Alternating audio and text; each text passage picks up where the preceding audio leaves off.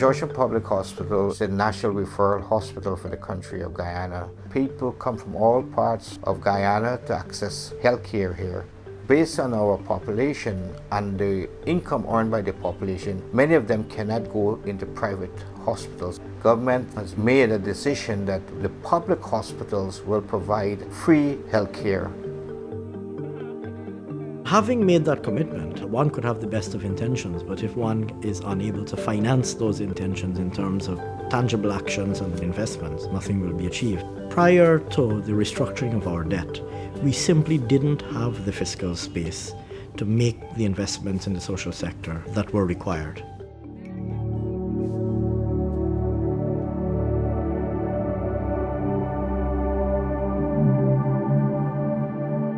Countries have been borrowing for as long as countries have existed. In the case of most of the developing countries in this world, the current borrowing really began in the 1970s, a time when commodity prices were high and were expected to remain high for a very long time. Unfortunately, commodity prices didn't stay high. World interest rates increased in the 80s, and that made it impossible for these countries to service their debts.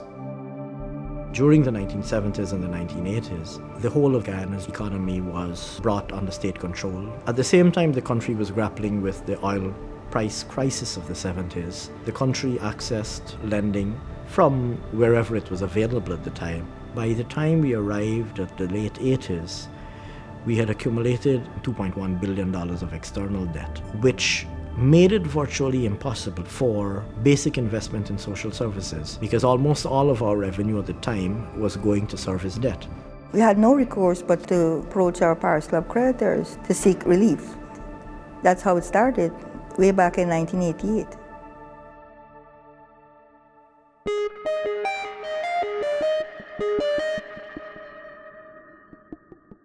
HIPC was the first attempt to also bring multilateral claims into debt relief processes. The World Bank and the IMF and the other multilateral lenders had insisted that their claims on indebted countries would actually not only be preferred, but had a kind of exempt creditor status. And this turned out to be unsustainable, and HIPC 1 was set up in 1996. Debt relief has basically freed up the budget resources for governments, and in that regard has given some space for the government to plan its expenditures better.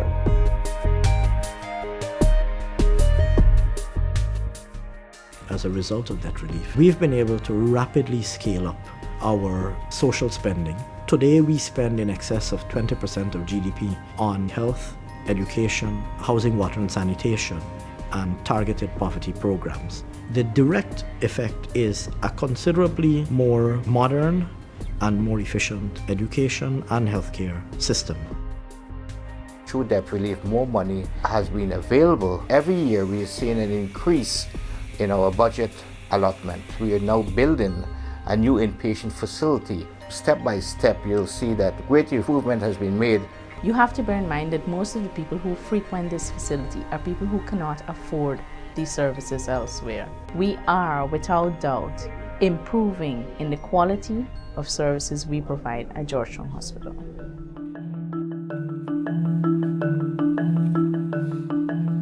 Uganda is one of the few countries that have been endowed by nature. The soils are fertile, rain is abundant, and we have really a big advantage over other countries in producing agriculture. The only challenge now we still have is being able to turn that nature-given advantage into a real economic advantage by investing in the agriculture sector. If we invest in the road network, it will help ease the flow of goods from the farms to the marketplaces and then for export.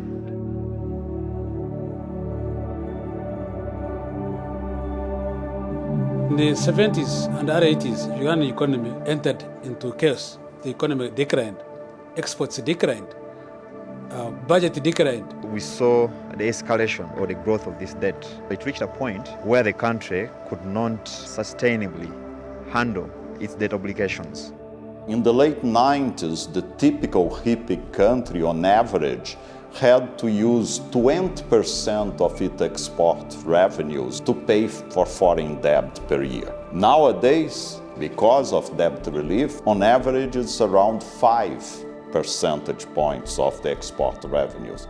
If there had not been debt reliefs, today our debt service would be over $200 million. But because of the impact of debt reliefs, we are servicing about $90 million.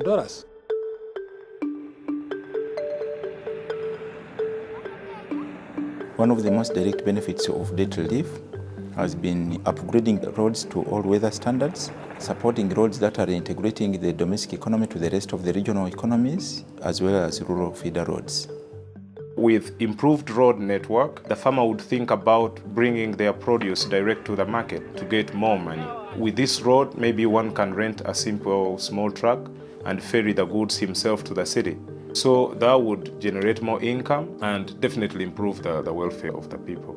As the roads improve, definitely more produce will move from the production areas to the markets, in which case that will be the engine for development. Together with other policies, of course, which the government had put in place, the Ghanaian economy is one of the fastest economies which have grown over the 90s and today. And poverty has been reduced from 56% of people below the poverty line to 31%. So it has been a great impact on the Ghanaian economy.